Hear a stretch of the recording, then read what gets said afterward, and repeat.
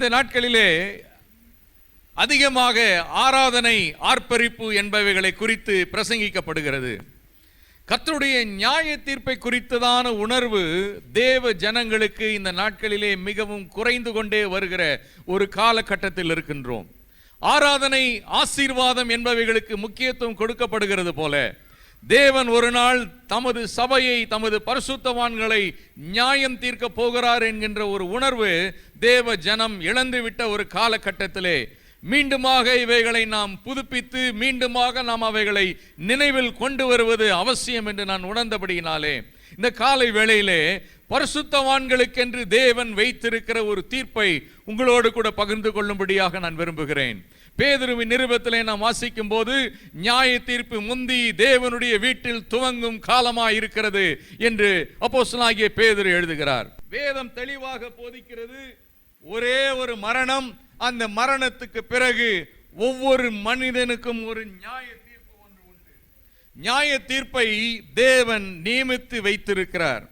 இந்த நியாய தீர்ப்பை குறித்து நாம் பார்க்கும்போது புதிய ஏற்பாட்டிலே பல நியாய தீர்ப்புகளை வேதம் கூறுகிறது. பழைய ஏற்பாட்டிலும் நியாய தீர்ப்புகளை குறித்து வேதம் கூறுகிறது. இந்த நாம் பார்க்க இருக்கின்ற இந்த இன்றைக்கு நியாய தீர்ப்பு தேவன் விசுவாசிகளுக்கு கொடுக்கிறதான ஒரு தீர்ப்பாக இருக்கக்கூடியது. 2 கொரிந்தியர் 5ஆம் அதிகாரம் 10ஆம் வசனத்திலே பவுல் எழுதும் போது, நாம் யாவரும் கிறிஸ்துவின் நியாயாசனத்துக்கு முன்பாக நிற்க வேண்டும் என்று எழுதுகிறார். கர்த்தருக்கு பிரியமானவர்களே, மரித்து அடக்கம் பண்ணப்பட்டு உயிர்த்தெழுகின்ற ஒவ்வொருவரும் ஒரு நாள் கிறிஸ்துவினுடைய நியாயாசனத்துக்கு முன்பாக, இந்த நியாயாசனம் என்கின்ற இந்த சொல்லானது கிரேக்க பதத்திலே பீமா என்று அழைக்கப்படுகிறது. பீமா என்று சொல்லப்படுகிற கிரேக்க பதம் நியாயாசனத்தை குறிக்கிறது. நியாய ஆசனம், the judgment seat of Christ. பிரியமானவர்களே, இந்த நியாயாசனம் என்று சொல்வது எப்படிப்பட்டது? இது சற்று உயரமான நிலையிலே, ஒரு உயரமான ஒரு மேடையிலே இந்த நியாயாசனம் வைக்கப்பட்டிருக்கும். அந்த நாட்களிலே நியாயம் விசாரிக்கின்ற பெரிய நியாயாதிபதிகள் அல்லது தேசத்தை ஆளுகிறவர்கள் இப்படி உயரமான நியாயாசனங்களில் உட்கார்ந்து மக்களை நியாயம் தீர்ப்பதுண்டு. ஆண்டவராகிய இயேசு கிறிஸ்து நியாயம் விசாரிக்கப்படுகின்றார். வாசிப்போம் மத்தேயு 27:19.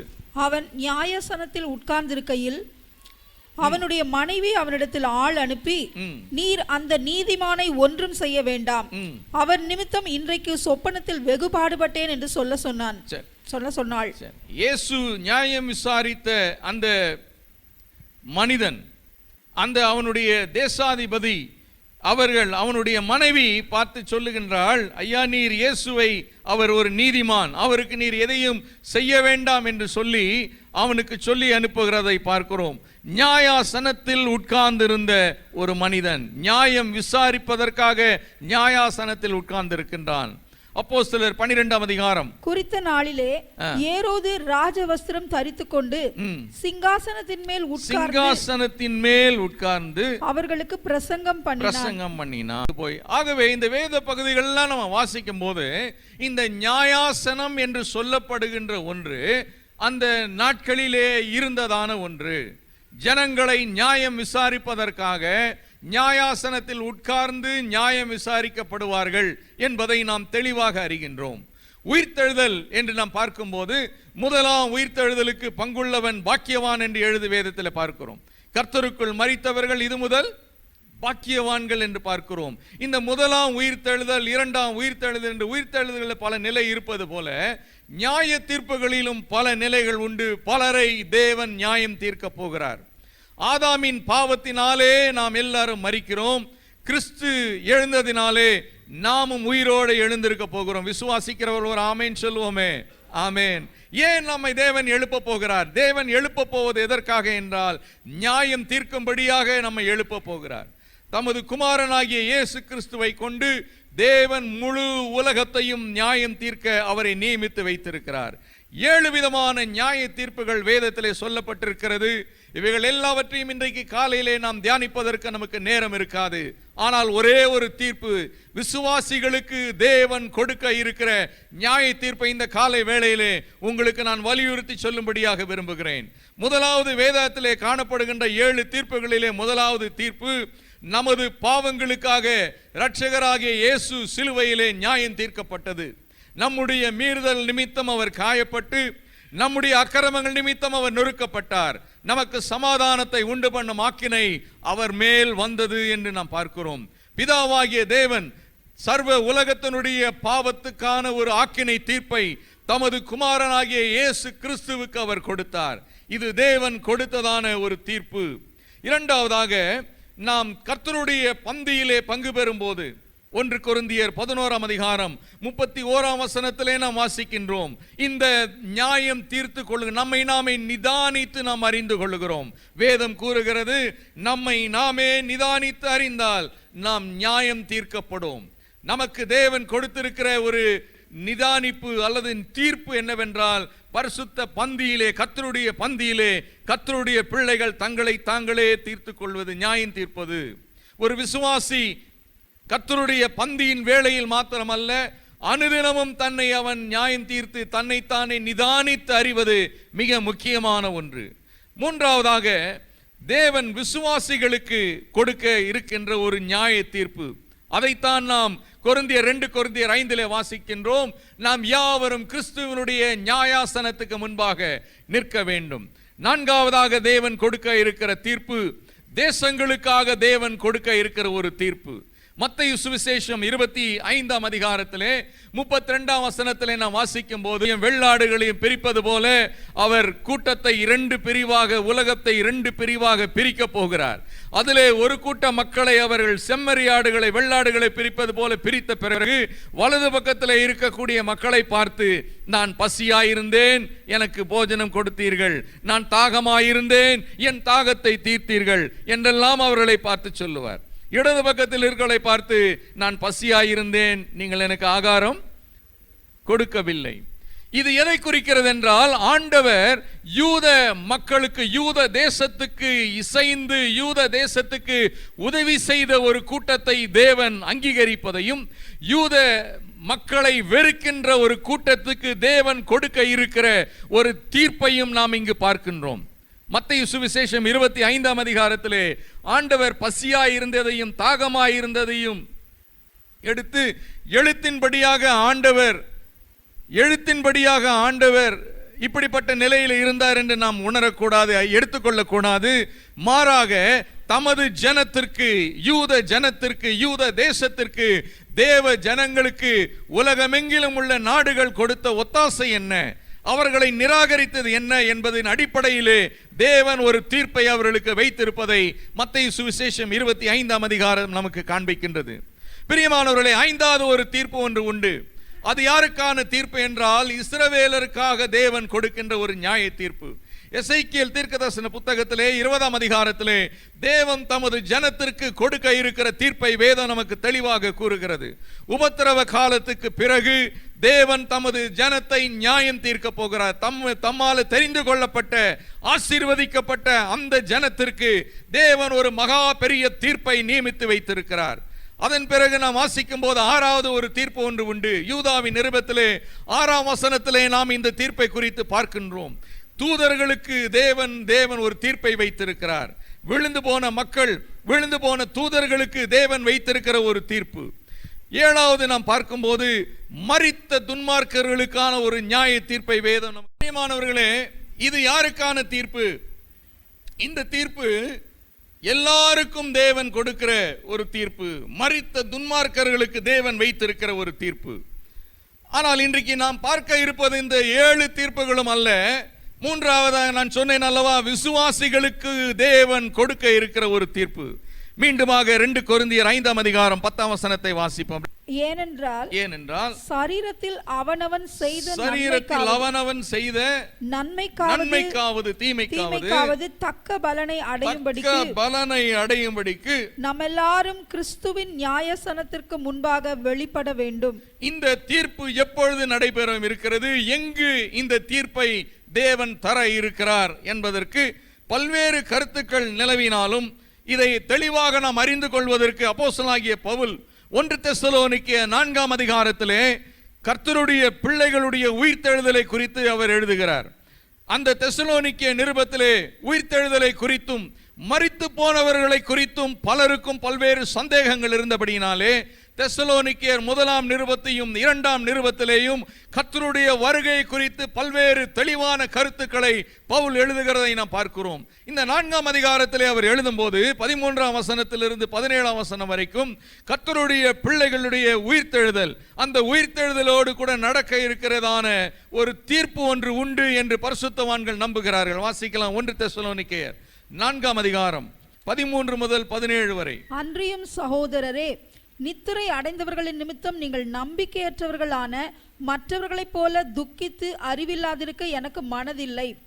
இயேசுவானவர் மரித்து பின்பு எழுந்திருந்தார் என்று விசுவாசிக்கிறோமே, அப்படியே இயேசுவுக்குள் நித்திரை அடைந்தவர்களையும் தேவன் அவரோடே கூட கொண்டு வருவார். கர்த்தருடைய வார்த்தையை முன்னிட்டு நாங்கள் உங்களுக்கு சொல்லுகிறதாவது, கர்த்தருடைய வருகை மட்டும் உயிரோடு இருக்கும் நாம் நித்திரை அடைந்தவர்களுக்கு முந்திக் கொள்வதில்லை. ஏனெனில் கர்த்தர் தாமே ஆரவாரத்தோடும் பிரதான தூதனுடைய சத்தத்தோடும் தேவ எக்காலத்தோடும் வானத்திலிருந்து இறங்கி வருவார். அப்பொழுது கிறிஸ்துவுக்குள் மரித்தவர்கள் முதலாவது எழுந்திருப்பார்கள். பின்பு உயிரோடு இருக்கும் நாமும் கர்த்தருக்கு எதிர்கொண்டு போக மேகங்கள் மேல் அவர்களோடு கூட ஆகாயத்தில் எடுத்துக்கொள்ளப்பட்டு இவ்விதமாய் எப்பொழுதும் கர்த்தருடனே கூட இருப்போம். ஆகையால் இந்த வார்த்தைகளினாலே நீங்கள் ஒருவரை ஒருவர் தேற்றுங்கள். எடுத்துக்கொள்ளப்பட்டு, இந்த இடத்துல நாம் பார்க்கின்றோம், கர்த்தருக்குள் மரித்தவர்கள் முதலாவது எழுந்திருப்பார்கள், அவர்கள் எடுத்துக்கொள்ளப்படுவார்கள். அப்ப இந்த தீர்ப்பு மரித்து ஒரே தரம் மரிப்பதும் பின்பு நியாய தீர்ப்பு அடைவதும் என்று பார்க்கிறோமே, இந்த தீர்ப்பு எங்கு நடைபெறும் என்றால் மத்திய ஆகாயத்திலே அவருடைய முதல் வருகையிலே இருக்கும் என்று பரிசுத்தவான்கள் கருதுகிறார்கள். இந்த ஒரு தீர்ப்பை தேவன் தமது பிள்ளைகளுக்கு, விசுவாசிகளுக்கு அவர் வைத்திருக்கிறார். எனவே தான் நாம் வாசிக்கும் போது லூக்கா சுவிசேஷம் 14ஆம் அதிகாரம் 14ஆம் வசனத்திலே இந்த முதலாம் உயிர்த்தெழுதலை குறித்து நாம் பார்க்கின்றோம். லூக்கா சுவிசேஷம் 14ஆம் அதிகாரம் 14ஆம் வசனம். அப்பொழுது நீ பாக்கியவானாய் இருப்பாய், அவர்கள் உனக்கு பதில் செய்ய மாட்டார்கள், நீதிமான்களின் உயிர்த்தெழுதலில் உனக்கு பதில் செய்யப்படும் என்றார். நீதிமான்களின் உயிர்த்தெழுதலில் உனக்கு பதில் செய்யப்படும். முதலாவது உயிர்த்தெழுதல் யாருடைய உயிர்த்தெழுதல் என்றால் நீதிமான்களுடைய உயிர்த்தெழுதல். கர்த்தருக்குள் மரிக்கிறவர்கள். யார் கர்த்தருக்குள் மரிக்கிறவர்கள்? கர்த்தருடைய இரத்தத்தினால், இயேசுவின் இரத்தத்தினாலே கழுவப்பட்டு, இயேசுவின் இரத்தத்தினாலே கழுவப்பட்டு அவருடைய கிருபையினாலே வாழ்ந்து கொண்டு பரிசுத்தமாய் வாழ்ந்து தங்கள் ஓட்டத்தை முடிக்கிறவர்கள், அவர்கள் பரிசுத்தவான்கள், அவர்கள் நீதிமான்கள். அந்த நீதிமான்கள் உயிர்த்தெழுதல் ஒன்று உண்டு. அந்த உயிர்த்தெழுதலிலே என்ன கிடைக்கும் என்றால் பதில் செய்யப்படும் என்று இயேசு சொல்லுகிறார். இயேசு கிறிஸ்து வரும்போது அவனுடைய கிரியைக்கு தக்கதாக நீதிமான்களுக்கான பலன், அவனுடைய கிரியைக்கு தக்க பலன் என்று வேதம் தெளிவாக கூறுகிறது. எனவே பிரியமானவர்களே, இந்த ஒரு தீர்ப்பை தேவன் தமது பரிசுத்தவான்களுக்கு வைத்திருக்கிறார். ஆகவே தான் நாம் 2 கொரிந்தியர் 5ஆம் அதிகாரத்திலே பல்வேறு வசனங்களை வாசிக்கும் போது நாம் நாம் நமக்கு என்று அப்போஸ்தலனாகிய பவுல் திரும்ப திரும்ப கூறுகிறதை நாம் பார்க்கின்றோம். 2 கொரிந்தியர் 5ஆம் அதிகாரத்திலே நாம் வாசிக்கலாம். 1ஆம் வசனத்தை நாம் வாசிக்கும் போது வாசிங்க. பூமிக்குரிய கூடாரமாகிய நம்முடைய வீடு அழிந்து போனாலும் தேவனால் கட்டப்பட்ட கைவேலை அல்லாத நித்திய வீடு பரலோகத்திலே நமக்கு உண்டு. 2ஆம் வசனம். ஏனெனில் இந்த கூடாரத்திலே நாம் தவித்து நம்முடைய 4ஆம் வசனத்தை வாசிங்க. இந்த கூடாரத்தில் இருக்கிற நாம் பாரம் சுமந்து, இப்படி நிறைய நீங்க வாசிட்டு போனீங்கன்னா நமக்கு என்னெல்லாம் ஆண்டவர் வைத்து இருக்கிறார் என்பதை 5ஆம் அதிகாரத்தில் சொல்றாரு. எல்லாத்தையும் ஒண்ணுனா சொல்லிட்டு வந்து 10ஆம் வசனத்தில் சொல்றாரு, நாம் எல்லாரும் கிறிஸ்துவனுடைய நியாயாசனத்துக்கு முன்பாக நாம் நிற்க வேண்டும். பிரியமானவர்களே, இந்த நியாயாசனத்திலே நியாயம் தீர்க்கப்படுவது எது? யார் நியாயம் தீர்க்கப்படுவார்கள் என்றால் விசுவாசிகளாகிய நாம் நியாயம் தீர்க்கப்படுவோம். இதில் நியாயம் தீர்க்கப்படுவது எது? இந்த இடத்துல ரட்சிக்கப்பட்டவர்கள், ரட்சிக்கப்படாதவர்கள் என்ற தீர்ப்பு அங்கு இல்லை, அந்த விதி அங்கு இல்லை. விசுவாசி தன்னுடைய கிரியைகளுக்கான தீர்ப்பை பெறுகின்ற இடம் இந்த இடமாகும். இந்த நேரம் எப்படிப்பட்ட நேரம் என்றால், தேவ பிள்ளைகள் தேவனால் தங்களுக்கு கிடைக்கின்ற ஒரு தீர்ப்பை பெறுகின்றதான ஒரு நேரம். கர்த்தர் திரும்ப வரும்போது மக்களுக்கு அவர் கொடுத்த 1, 2 அல்லது 5 தாலந்துகளுக்கான கணக்கு கேட்கின்ற ஒரு நேரம். வாசிக்கலாம் எபிரேயர் நிருபம் 10ஆம் அதிகாரம் 17ஆம் வசனத்தை வாசிப்போம். எபிரேயர் 10:17. அவர்களுடைய பாவங்களையும் அவர்களுடைய அக்கிரமங்களையும் நான் இனி நினைப்பதில்லை என்பதை சொல்லுகிறார். நம்முடைய ரட்சிப்புக்கு முன்பாக நாம் செய்த பாவங்கள், இயேசுவை ஏற்றுக்கொள்வதற்கு முன்பதாக நாம் வாழ்ந்த பாவ வாழ்க்கை, இதை இயேசு என்ன பண்ணிட்டாரு? நான் அதை என்ன பண்ண மாட்டேன், இனிமேல் என்ன பண்ண மாட்டேன், நினைப்பதில்லை, நினைப்பதில்லை, நினைப்பதில்லை. பிரியமானவர்களே, ஆகவே நாம் ரட்சிக்கப்படுவதற்கு முன்பதாக வாழ்ந்த வாழ்க்கைக்கான ஒரு தீர்ப்பை வழங்குகிற நேரம் அந்த நேரம் அல்ல. ஏனென்றால் இயேசு கிறிஸ்துவின் ரத்தம், நல்லா சத்தமா சொல்லுங்களேன், சகல பாவங்களையும் நீக்கி நம்மை சுத்திகரிக்கும். நம்முடைய பாவங்கள் இரத்தாம்பர சிவப்பை போல இருந்தாலும் அதை எதை போல மாற்றுவேன்னு சொன்னாரு? உறைந்த மழையை போல, பஞ்சை போல மாற்றுகிற தேவன் நம்முடைய தேவன். எனவே நாம் கடந்த காலத்திலே செய்த பாவம், ரட்சிக்கப்படுவதற்கு முன்பதாக, இயேசுவை ஏற்றுக்கொள்வதற்கு முன்பதாக வாழ்ந்த பாவ வாழ்க்கைக்கான ஒரு தீர்ப்பு இல்லை. ஏனென்றால் அந்த பாவங்கள் எல்லாம் என்ன செய்யப்பட்டு விட்டது? சத்தமா சொல்லுங்க, மன்னிக்கப்பட்டு விட்டது. கர்த்தருடைய நாமத்துக்கு ஸ்தோத்திரம். அப்ப ஆண்டவர் எதற்கான ஒரு தீர்ப்பை கொடுக்க போகிறார்? அறிக்கை செய்யப்பட்ட பாவத்தை தேவன் மன்னிக்கிறார். அதை மன்னிப்பது மாத்திரமல்ல, சுத்திகரித்து அதை சமுத்திரத்தின், சத்தமா சொல்லுங்களேன், ஆழத்திலே கொண்டு போட்டு விடுகிறார். அப்போ அவர் கொடுக்க இருக்கிற தீர்ப்பு எதன் அடிப்படையில் இருக்கும் அப்படின்னு பார்த்தா, முதலாவதாக அவர் கொடுக்க இருக்கிற தீர்ப்பு நம்முடைய கிரியைகளுக்கான ஒரு தீர்ப்பாக இருக்கும். நாம் செய்கின்ற செயல்கள், கிரியைகளுக்கான ஒரு தீர்ப்பு. 1 கொரிந்தியர் 3ஆம் அதிகாரம் 13ஆம் வசனத்தை வாசிப்போம். 1 கொரிந்தியர் 3:13. அவனவனுடைய வேலைப்பாடு வெளியாகும், நாளானது அதை விளங்க பண்ணும். ஏனெனில் அது அக்கினியினாலே வெளிப்படுத்தப்படும். அவன் அவனுடைய வேலைப்பாடு எத்தன்மை உள்ளதென்று அக்கினியானது பரிசோதிக்கும். அக்கினியானது பரிசோதிக்கும்.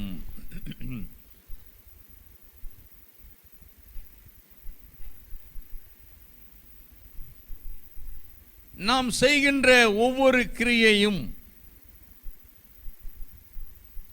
தேவனுடைய சமூகத்திலே அது கொண்டு வந்து நிறுத்தப்படும். இங்கு பவுல் சொல்லும்போது 12ஆம் வசனத்தில் சொல்றாரு, வாசிக்கலாம். ஒருவன் அந்த அஸ்திபாரத்தின் மேல் பொன், வெள்ளி, விலையேற பெற்ற கல், மரம், புல், வைக்கோல் ஆகிய இவைகளை கட்டினால் அவன் அவனுடைய வேலைப்பாடு வெளியாகும். வேலைப்பாடு நல்லா கவனிக்கணும். கட்டுகிற 2 விதமான பொருட்கள், கட்டுகிறதான ஒரே, நல்ல கவனிக்கணும், கிறிஸ்து என்கின்ற அஸ்திபாரம். அந்த அஸ்திபாரத்தில் 2 விதமான பொருட்கள். ஒன்று அக்னியினாலே அழியக்கூடிய பொருட்கள், இன்னொன்று அக்னியினாலே அழியாத பொருட்கள். இவைகளை கொண்டு செய்கின்ற காரியங்கள். அப்படின்னா என்ன அர்த்தம்?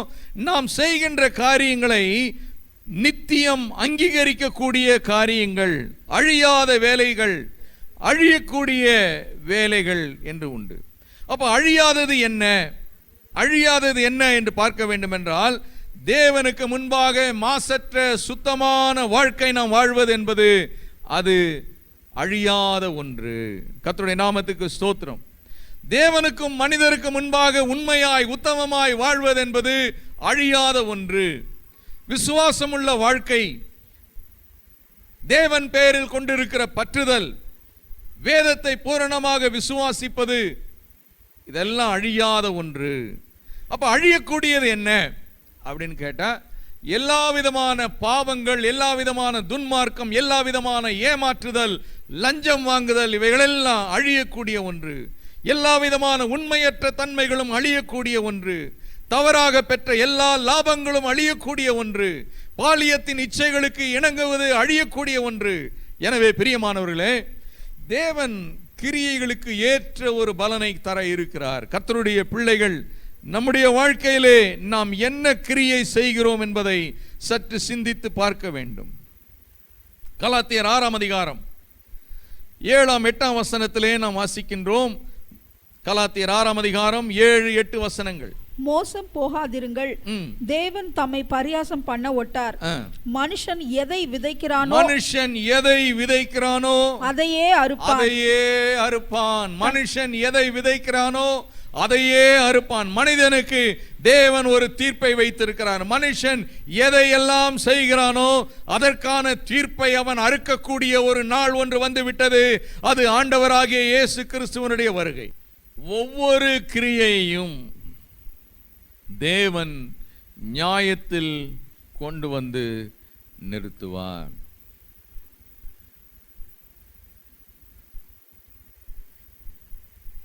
ஒவ்வொரு நாளும் நாம் செய்கின்ற ஒவ்வொரு கிரியையும் தேவன் அறிந்து கொண்டிருக்கிறார்.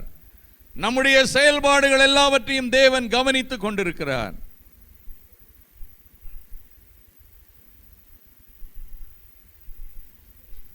சமீபத்தில் சென்னையில் அண்ணா நகர்ல ஒரு டாக்டருடைய வீட்டில் கொள்ளையிடப்பட்டதை நாம் அறிந்திருக்கிறோம். செய்தித்தாள்களில் வந்தது, டிவியில் வந்தது. கொள்ளையர்களை கண்டுபிடிச்சாங்களாம். எப்படி கண்டுபிடிச்சாங்க? எதை வச்சு கண்டுபிடிச்சாங்க? சிசிடிவி கேமரால வச்சு கண்டுபிடிச்சாங்க. இவனுங்கெல்லாம் திருடிட்டு பொருளை தூக்கிட்டு ஓடுறது கேமரால என்ன இருக்கு? பதிவாயிருக்கு. அதை வச்சு ஒரு ஆளை போய் கொல்கத்தாவில் போய் கண்டுபிடிச்சிட்டு வந்துட்டாங்க. பிரியமானவர்களே, மனிதனுக்கு இன்றைக்கு அவன் செய்கின்ற எல்லா கிரியைகளும் தேவன் பார்த்து கொண்டிருக்கிறார். சங்கீதக்காரன் சொல்றான், நான் பாதாளத்தில் போய் படுக்கை போட்டாலும் அங்கேயும் நீர் இருக்கிறீர். நான் விடியற் காலத்து செட்டைகளை எடுத்து போனா எங்கே ஆண்டவரே உம்முடைய சமூகத்துக்கு மறைவாக நான் ஓடுவேன். கர்த்தருக்குள் பிரியமானவர்களே, நாம் செய்கின்ற ஒவ்வொரு கிரியையும், நாம் செய்கின்ற ஒவ்வொரு கர்த்தருக்காக செய்கின்ற ஒவ்வொரு காரியத்திற்கும் ஒரு பலன் ஒன்று ஒரு நாள் உண்டு.